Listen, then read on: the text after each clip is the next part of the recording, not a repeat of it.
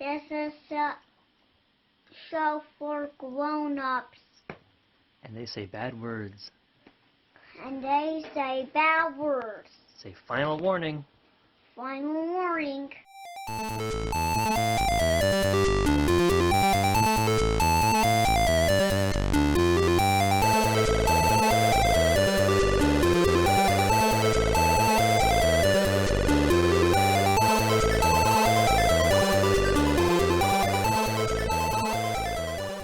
Hello and welcome to the Shut the Fuck Up. Hello and welcome to the Pot of Blunders. I am your host, Nate Magnuski, and I am calling into this Zoom call via cell phone because my life is trash.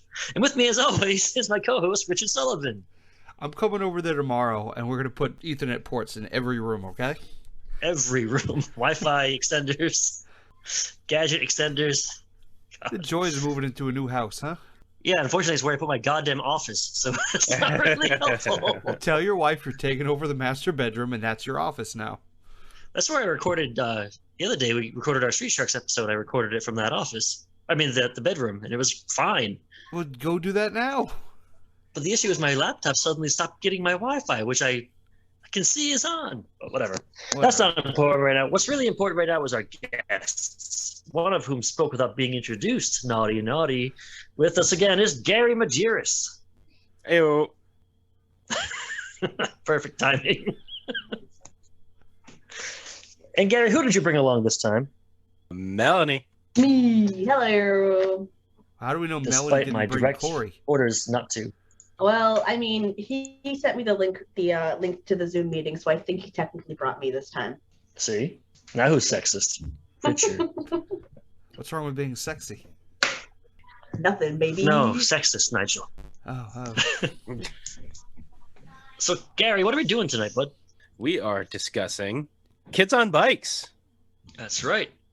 80s themed tabletop fun. So by the time this airs, we'll have our two-part episode completed. So I guess jumping off, what did you guys think of that game? A lot of fun. I liked it. You really do just get that vibe of a kid. I don't want to use the word to describe the word, but, you know, a Kids on Bike movie, like Stranger Things and Stand By Me and things like that. It feels like you're in that kind of universe, which is, you know, has a soft spot in my heart. See, I didn't think we got that. Like, going in, I was expecting, like, Stranger Things. We got mini Twin Peaks.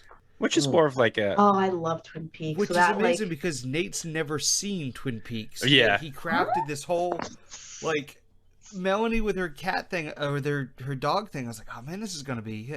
But I was like, wait a minute, she's the log lady.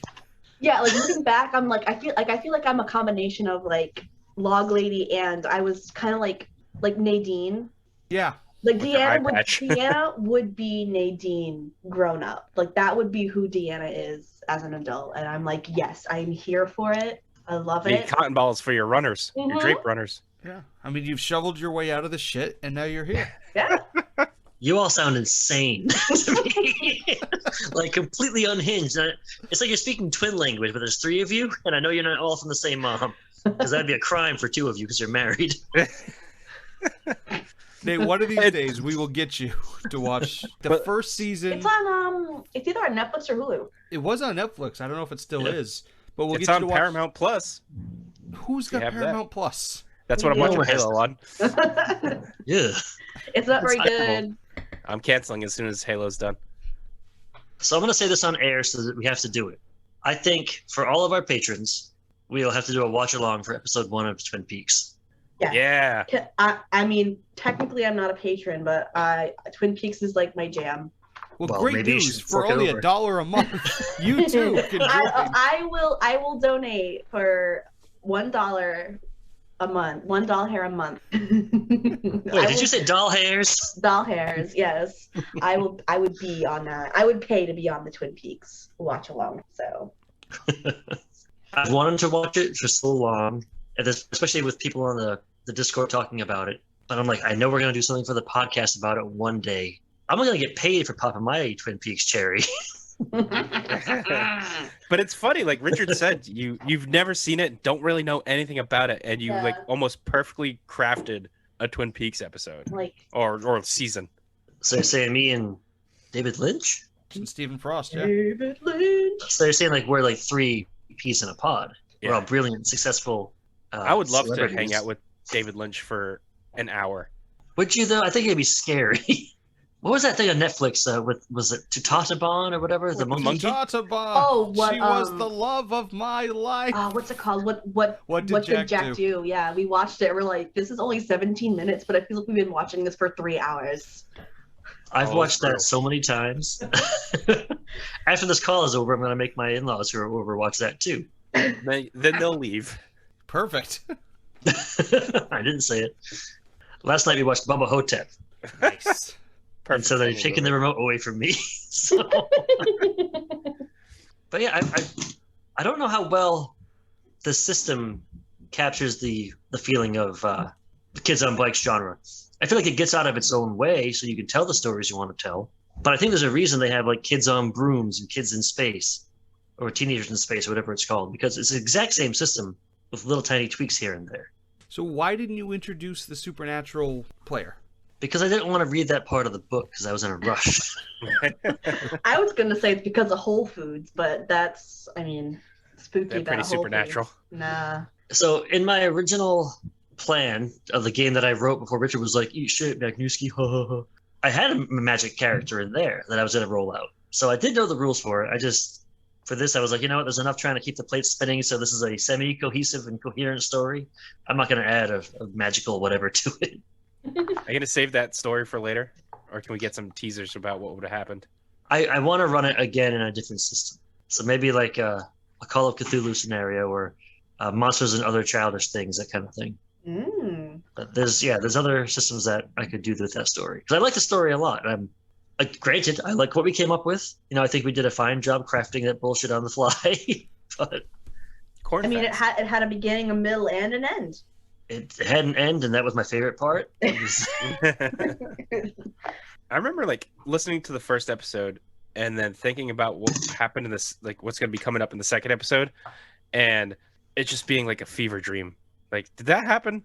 Did this really go down?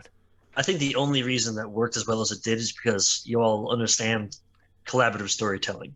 If you had it in your mind to tell a certain kind of story a certain kind of way, that kind of shit just falls apart in the situations because people try to force it too much. It's like playing with a Ouija board and someone keeps spelling out swears instead of letting the ghost talk to you until you're alerting your parents. I wanted to be even more obnoxious than Diana even was. Like, I wanted to definitely do way more like aggressive doggo things, but it ended up just being this really like kind of pathetic, tragic mental break of a child just trying to get through this traumatic event in her life and just kind of going with it and just letting her like primal instincts take over. I'm sorry I fridged your sister. It's totally okay. Originally, I was thinking of Diana being kind of like the daughter of a single mom, kind of like Trailer Park Trash kind of situation. I originally thought she was going to be the mom was like the radio host for the town, but like she didn't have a dad and she was like an only sibling, like only child. So that's why she was kind of like really into the lone wolf thing. She's the illegitimate child of Wolfman Jack. Yeah. So that none of that happens, and I'm like, okay, cool, all right, that's fine. I wasn't married to that anyway. So you were trying to make a Rob Zombie character. Yes. Because that is like a character in every Rob Zombie film. Yeah, like I was just trying to be like this like super unhinged child who like barely had any supervision, was like borderline feral. What happens in a woman's heart to turn her into a wolf girl? Well, see, I just got the impression that we set up her sister as, again, the Laura Palmer type, who's wonderful, everybody loves, and she's the other kid. And she's just A weirdo that gets ignored. no love or attention. Yeah, she's like, well, I'm not as pretty as her. I'm not as talented as her. I'm not Corn Queen material. So let me go this route. But I sure can run faster. Yes, for sure. On all fours. On all fours. She can lick herself, too, so she got that going for her. Oh, why does she even leave the house then? You know, I wouldn't. So, what inspired you guys to make middle schoolers instead of like high schoolers? Or Richard, no, you don't count. You don't get to answer this because you made a grown up. You fucking guy. I like the idea of like a kid, like just like the sense of wonder of being involved in like a mystery. Like I mentioned, like Stand By Me earlier. Like, I don't know, it's just something like the innocence of it, and it leads into like funnier moments. I feel because the kid doesn't know what the hell's going. Like, a teenager's seen a little bit more, and that's when they're starting to like discover. Whereas like kids are just stupid. They just kind of go with the flow. Say for you, Melanie? Yeah, kind of like pretty much the same, just for the sake of it being fun to play as a crazy wolf girl. As a teenager, it starts to kind of pitter down into it being really kind of depressing. So I'm like, it's kind of endearing when it's a little kid. It's like, okay, you're just a dumb kid doing this. You'll grow out of it. But like if it's a teenager, it's like, oh, okay. That's when you start getting into like the kids wearing tails and like wearing ears to school, and she's not quite there yet. So I kind of wanted it to still be a little appropriate, but still obnoxious. So that's why I was like on the cusp. I think I was 13. Diana was 13. So that's like the last kind of age range for that. So do you think that this experience with seeing her sister murdered and then getting revenge either kind of snaps her out of the dog thing or drives her further into the doghouse? I want to think it kind of really pushes her into the wolfiness, like less furry, more like I am the wolf spirit, and just like kind of leaving society and kind of being that her, like turning more into that like log lady type character, like that. What's what trope is that? It's like the mystic woman or whatever, but like less mystic, more barking at kids to get off her lawn, I suppose. She took care of, I mean, technically Richard's character killed the guy, but like in her mind it's like, I took care of this, I fixed the pack kind of thing. So Well, did definitely I kill him? It was kind of left in the air. Yeah. So I mean, there has to be a season 2, and then that's when we'll know if Richard's in jail or not. Like after listening to episode 2 again and 1 again, I kept seeing the things that I wanted to do, like where I could go with it.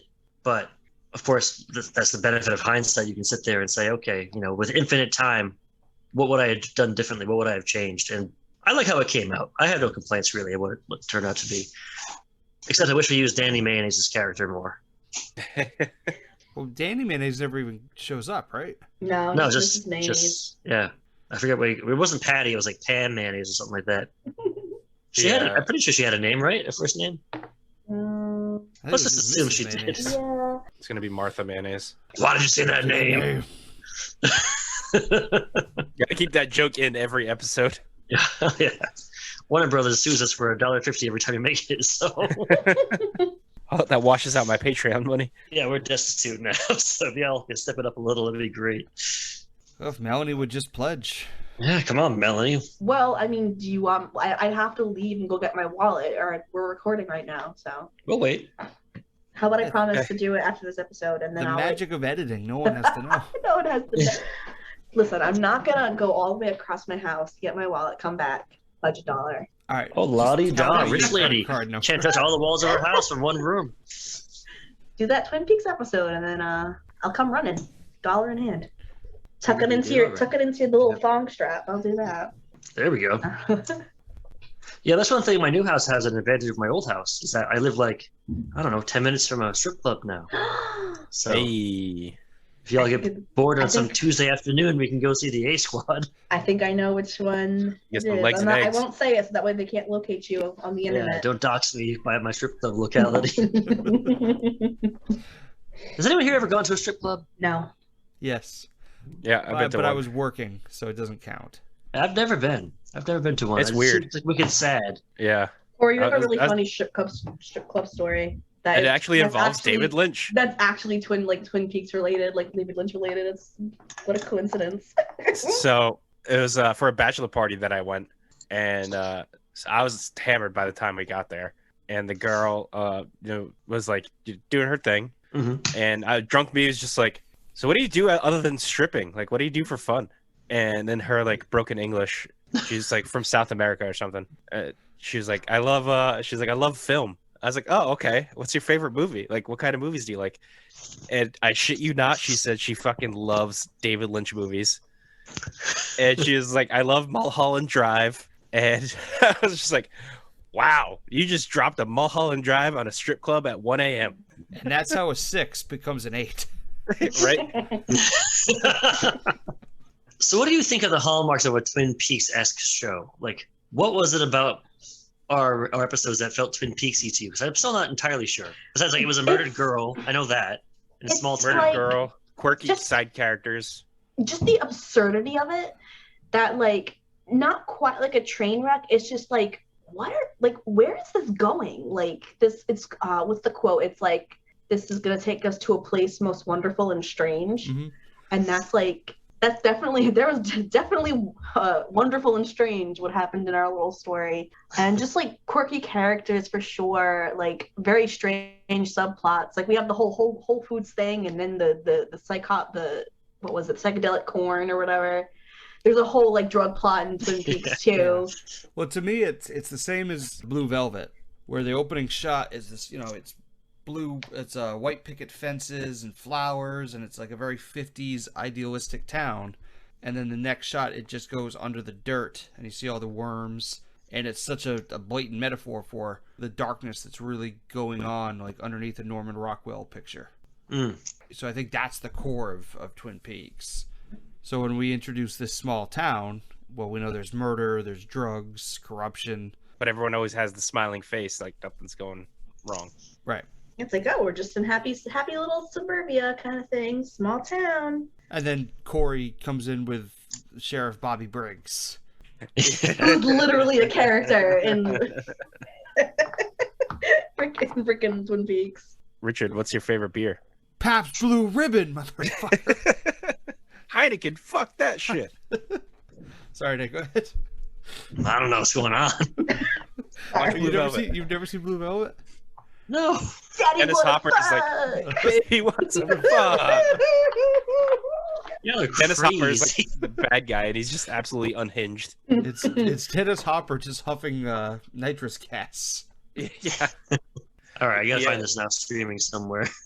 Do you think there's a system out there, or there could be a system that was designed to tell Lynchian stories, or is it just like whatever system allows creative storytelling and gets out of its own way? If there was a Lynch / Frost tabletop RPG, I would throw money on it faster than I'm gonna throw $1 at your Patreon. So wow, that fast? Huh?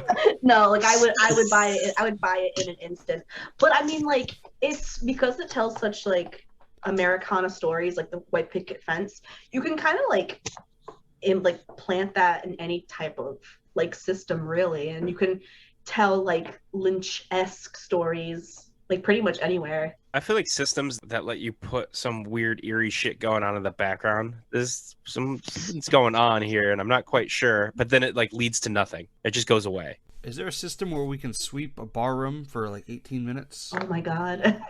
And then watch a nuclear blast go off? Like, but what was that game we were going to play? And I don't think we ever did, where there's something with a rock or a stone or something.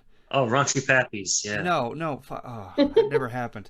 No, but it was all about like building the community in the. Do you remember the one I'm talking about? It sounds kind of like.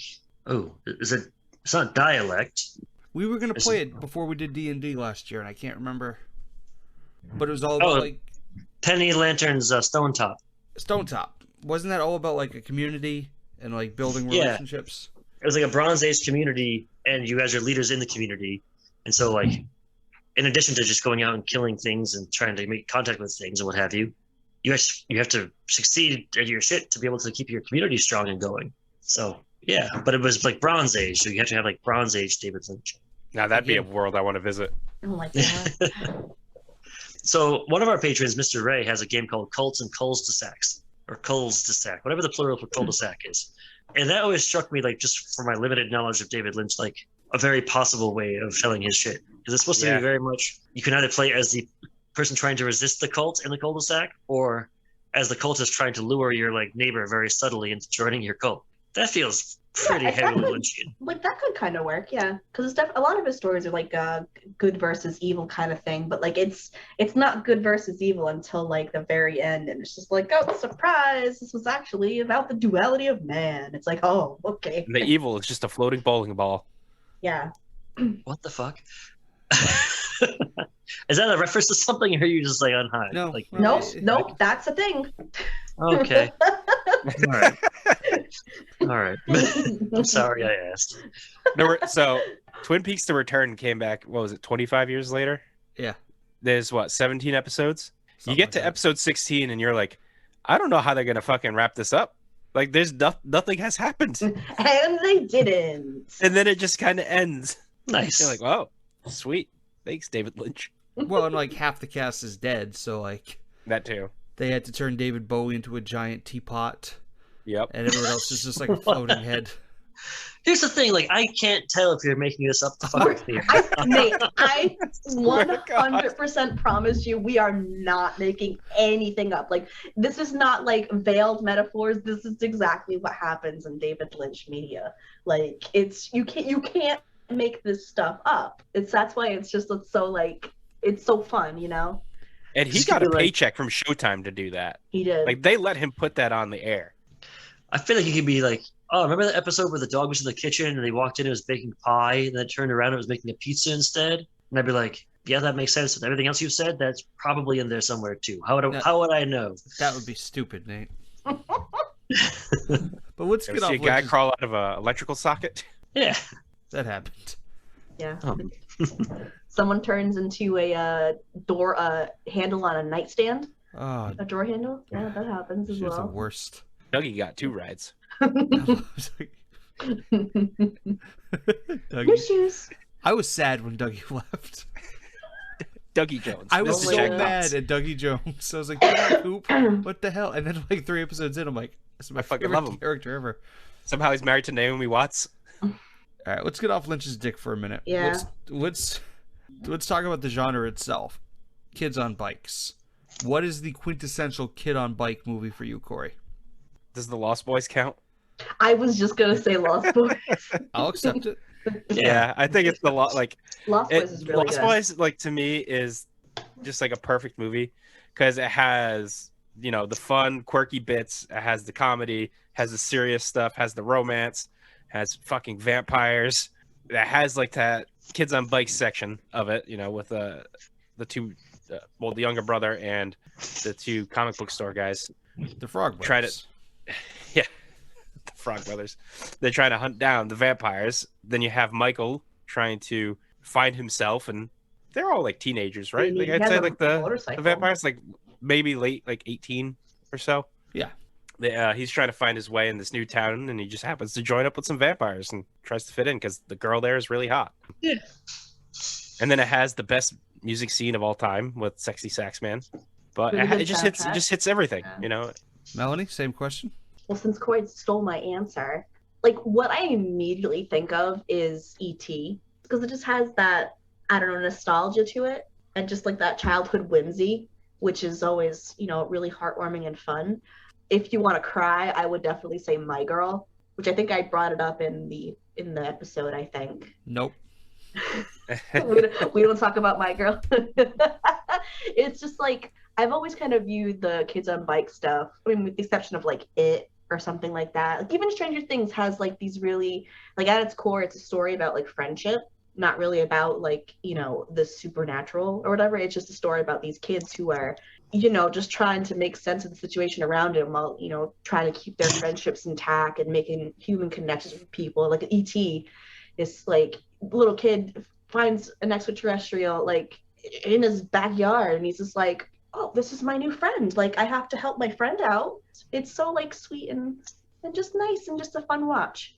And also the bikes fly at some point, which is then emulated and like Stranger Things does it. Like it's just very kind of like original, and I like that about it. So it's like the OG. How about you, Nate? I think for like classic kids on bikes movies, it would be Stand By Me. I've watched that movie so many times, and Good movie. there's no real sci-fi elements or anything like that. There's no horror really to it. It's just like it's kids on bikes, full stop. That's what the thing is, you know. There's mystery shit to it, but really it's just about them growing up and being able to have a little bit of a weird adventure in their shitty little hometown and the surrounding areas. But there's some good modern movies too that do the genre justice. Have you ever seen Attack the Block, I have not. Corey? Nope. No, I haven't. seen that one. So basically, the premise is like, what if E.T. was kind of a piece of shit, and he landed in a project, and the kids have to like defend their project from this evil alien. Yeah. It's fucking great. It's like John Boyega when he's young. It's an awesome Mhm. movie. In a similar vein, Super 8. If you've seen I was that just one, gonna say I have Super seen 8. Super 8. Yeah, That was the best. that's Stranger Things before Stranger Stranger Things came out, pretty much. Absolutely. What about you, Richard?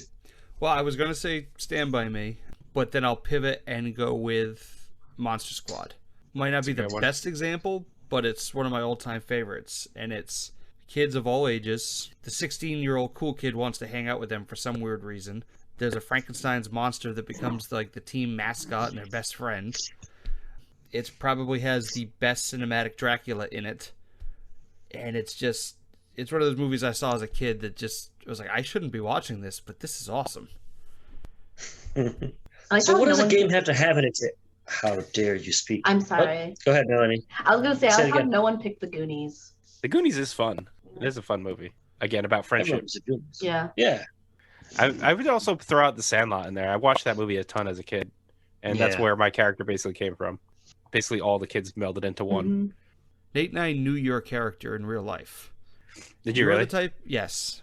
Mm-hmm. No names will be named. We were all going to meet up in 8th grade. We all had new 8th grade girlfriends, and we're going to convince our parents to drop us off in the basketball court. Ooh. Right?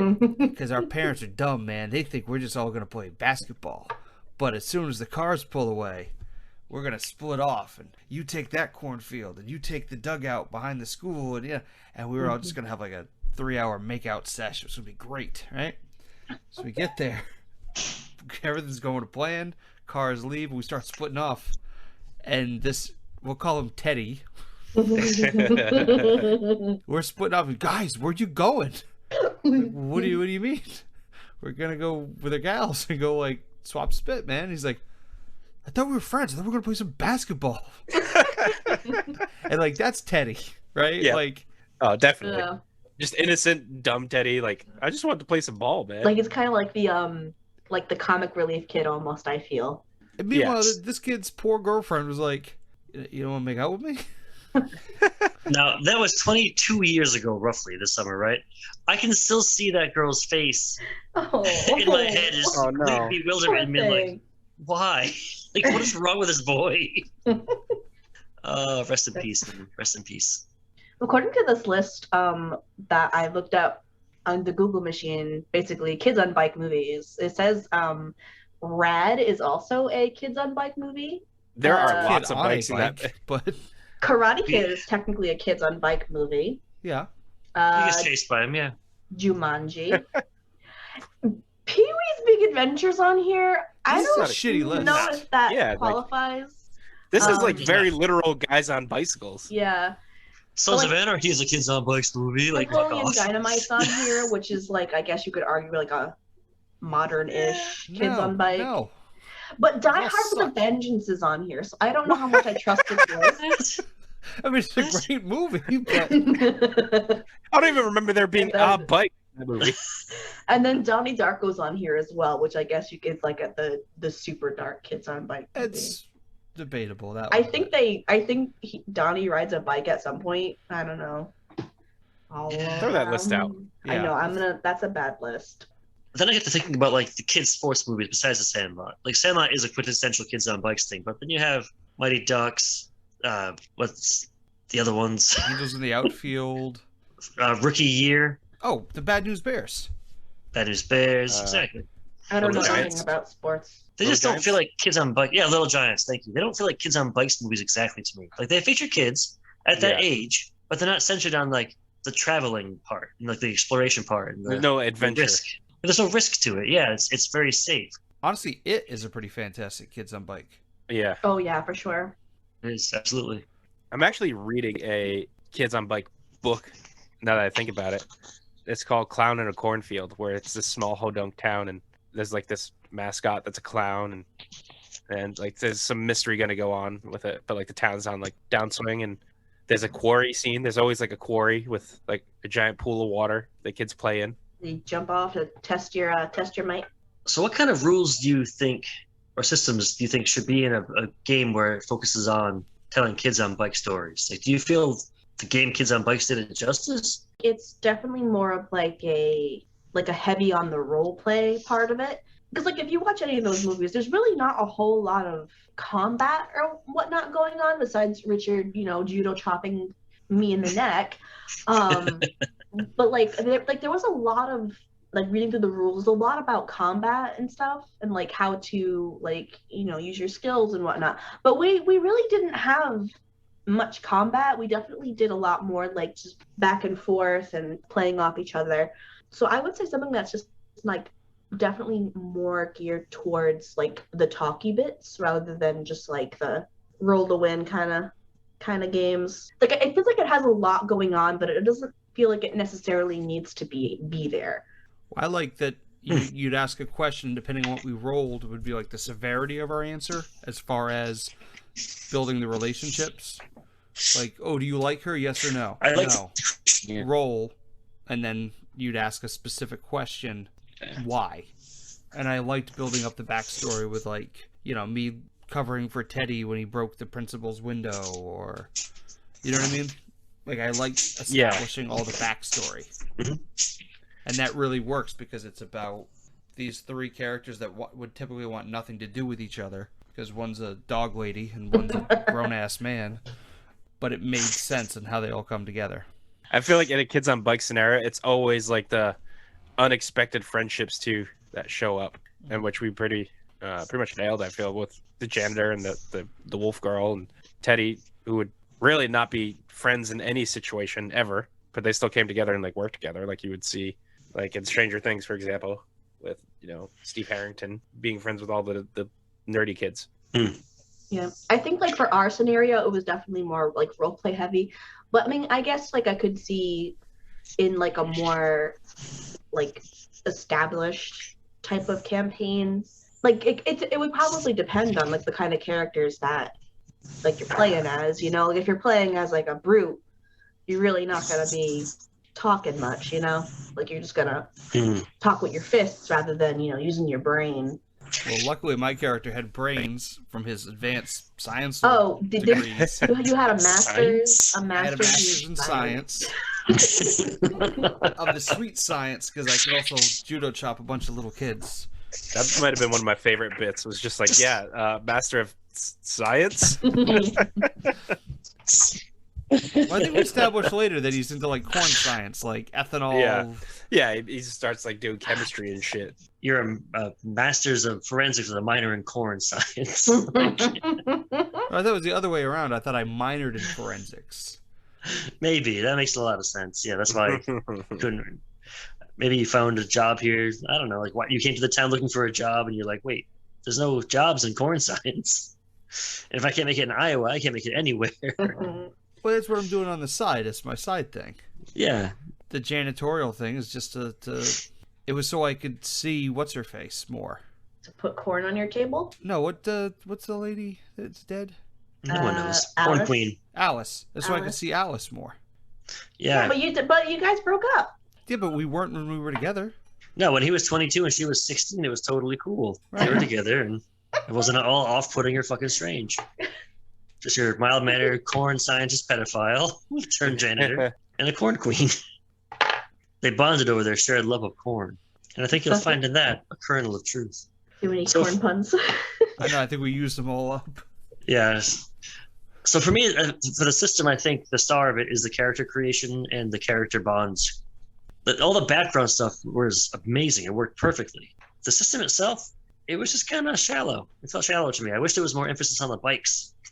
As stupid as that sounds, like I wish there were bike stats. I wish the bike would level up. Pick your bike. Does it have spokes? Like Sick create a bicycle character, belt. but create a bike. I think you're reading that way too literal.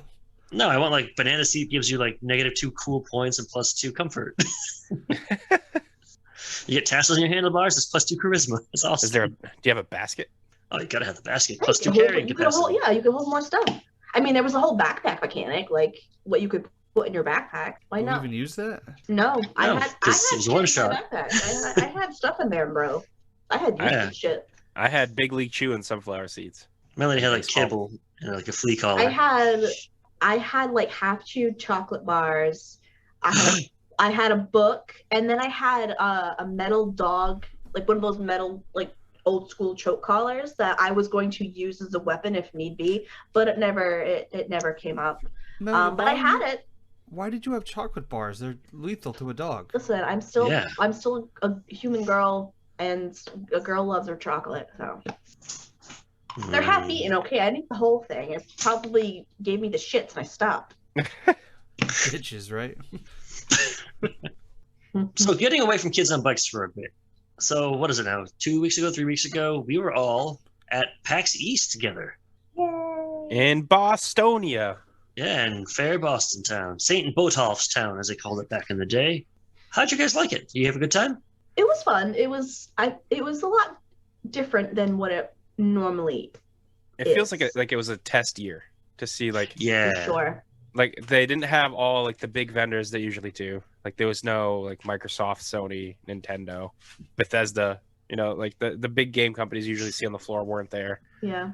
I feel And there they wasn't feel like as they many- shrunk the expo hall down. Yeah. Like usually they fill it from wall to wall, and it felt like smaller this year, which I understandable. They could only have so much capacity, I guess. It was still cool. Like you still met some cool game devs, like video game and like tabletop games. I played a game that was basically Monster Squad. It was a card game that someone made. It was like a deck builder. What was it We'll called? Do play you that remember? together. I think it's called Halloween that someone was demoing. It's not out yet. He's putting it on Kickstarter. It's a deck builder. You have your deck of cards, and at the end of the street, you put out I think it was 3 monsters. So it's like Dracula, Wolfman, Frankenstein kind of thing, and then you have to build a team of kids to try and go fight the monster at the end of the cul-de-sac, and that was your deck you made. And we played a game. It was another card game, and the developer asked us if we wanted to play it for the show. And as cool as that could sound, I just really didn't want to fuck with trying to record video and then edit the video so it's semi-coherent. And that would be a nightmare for me. And I don't even do the editing. That would be Richard. It'd be a nightmare for Richard that I would create. Great game. Great people. They were very nice. Yeah, absolutely. The winner of the show was Crokinole. Oh, Crokinole was the beginning of my downfall. Fingers hurt so Does bad. Richard want to explain what Crokinole is and how it's played? It's a game of kings. It's a game of broken fingers, is what it is. It's essentially curling, but on a what do you call them boards? Crokinole board. Shuffleboard? Like a shuffle. It's like a shuffleboard, but miniaturized, and it's the greatest game I've ever played in my life. Nate and I have been playing it for about a year now, and we showed up, and there was an entire section with it looked like a giant tournament was going on, and we just kind of eased our way in. So we happened to sneak some libations into the show, and we thought it would be a great idea as a penalty for whoever lost the Crokinole match would have to partake. That was a bad idea. Yeah, I suck at Crokinole, and I went from 0 to liability in half an hour. Oh my god, But this has a silver lining because we went upstairs. Oh my god. And Voodoo Ranger had a bar set up, and it's the only place you could actually drink in the whole hall. So we went up, and we ended up running into you guys, Cory and Mel. I remember well. We I don't. don't. So we're all drinking, and all of a sudden, Nate and we had came with buttons and badges and promotional materials for the show. So we were like, oh, we're gonna spend the weekend and we're just gonna be smoozing and kissing babies and shaking hands. I turn around, Nate's gone. There's a velvet rope, which is maybe 6 inches from the ground. I mean, it wasn't keeping anybody out. Especially not me. It was a low-hanging velvet rope. There was no stopping Nate. Nate found himself in the VIP room. With the owner of PAX. What's his name? Anybody know? What was it, Jeremy? He's your best friend, you should know. Jerry Holkins was there. Yeah, Jerry Holkins was the guy behind the velvet rope. And I drunkenly walked up to him and I said, hey, can I talk to you for a second? And thankfully, he didn't have me tackled and thrown out of there immediately. Dude, he put the button on his lanyard. He was so cool. He was such this is the second time I've met him. So I met him back in 2012 or so, when he was just wandering around trying to buy miniatures, before it got really big. And we talked then. I guarantee you he does not remember me then. He does not remember me now after our last time. But we talked for 20 minutes. Oh no, he's gonna remember That was a the long aggressive drunk guy in a bright pink shirt. I wasn't very aggressive. But I made sure turned around. We have a picture of it somewhere. Like your hand is on his shoulder, doing that kind of Let me tell you something. And Nate had his childlike backpack strapped around his shoulders, like hiked way up, looking like a kids on bike person. Yeah. Yep. I made sure I thanked him because I was like, in these trying, unprecedented times, it's important to do cool shit, and it's really important to the city. But I made even less sense saying that, and he was like, "Yes." He could definitely smell the booze on your breath. Oh, Sure. I couldn't be near an open flame. I was a fucking fire hazard and liability for just being an asshole. It was one point you just smacked the beer out of my hand and it just spilled all over the table. Yeah, it sounds like me. Yeah, that makes sense. My favorite part of the story, though, is Nate. Tell him who else was behind the velvet rope, who you fucking big leaked. So, Critical Role was there. And I walked in and I could not tell you the guy's name. I'm not the biggest fan of Critical Role. And the guy looked at me like I was going over to talk to him. And I was kind of an asshole. I just kind of was like, sup? And I turned my back to him to talk to Jerry exclusively. I just gave him the nod, acknowledged his presence, and I just was like, whoop. So yeah, I kind of big leave Critical Role. And I have... Oh my god. I did not know that part. And I was there. Yeah. Let's see if that guy's in the photo that I took of you. Oh my god, that's hysterical. I was doing a big concern about you, my friend. Made a lot My of friends, son- though. You did make I a made lot of so friends. many friends. And the next morning, Richard and I got up at like 6:30 to get into PAX. Yeah. We drove into Boston. We stopped at Dunkin' Donuts. We're both fucking like hungover, like we want to die. Oh, We get to sure, PAX and we're like, okay, we're gonna stay till like 4:30, then we'll leave. And then it was like, we'll stay till like 3:30. Maybe 2:00 would be perfect time to leave. Right after lunch, 1:00 we'll take off. Yep. Maybe before we'll go get something outside of Boston. And it was like 10:30. And we were like, you want to get the fuck out of here? Honestly, that's usually how the Sunday goes. Like, oh yeah, we'll leave early, and then you're there like half the time you were even expecting to be there. And we usually leave at like 3 on the Sundays whenever we go. I usually stay as late as I can because that's when all the people like sell you shit for wicked cheap, like all the floor model stuff. But Richard and I got our presents for our kids. We fulfilled our duties and now we can leave. Yeah, it was something. I'm glad we did it. I think, did we see any uptick in listenership? Not a single thing. Well, and part of that, I'll take the blame for. And not because of my drunken chicanery. That was a good thing. So I had a little QR code on the back of all these buttons that we handed out, right? I handed out like, what? I made 200 of these fuckers around. We handed out about 100. At least 100. So the QR code was only good for a week. Oh, no. And then I got an email being like, no. hey, you wanna re-up your button? It's gonna be $39 a month. Ooh. Holy shit. I was like, you can Hey. all eat the biggest dick. If people want to find us, they can Google it. It's fine. Yeah, like if they really want to, they can. But I think if we were going to go to another convention to try to drum up listenership, it would be a smaller con dedicated to role-playing games. Like a PAX Unplugged or whatever. That's the only one I know of. That's Yeah. I think there's one not in Boston. But it's like North Massachusetts-ish. Yeah. That it's like not like quite Western Mass, but it's not like Eastern Classy Mass. city of Lowell. It's like Framingham is one. I know there's a couple in Yeah. New Hampshire and Vermont. That kind of stuff. Or Dragon Con if we want to go bougie and go out that way. But like return on investment wise, it wasn't great. But was it fun as hell? And did we make some cool friends? And did I get to harass a celebrity kind of? Yes. And that way it was a total success. Very different, but it was still a lot of fun. Yeah. I'm looking forward to next year. So Jerry, if you're listening to this, thank you for PAX, and I'm very sorry for me. Thanks for not having me arrested. Never be sorry for who you are, Nate. It was You could- very entertaining, even though You could I have was. easily banned you for life. He could have, but he didn't. No, I could have been having a night in the pokey, which is what I call jail. Oh, you don't want to stay a night in Boston jail. What are you in for? I harassed a nerd, and he was a powerful nerd, and he He was threw me in powerful. jail. You're going to nerd jail for your nerd crimes. Oh, I no. love seeing pictures of cosplayers being arrested.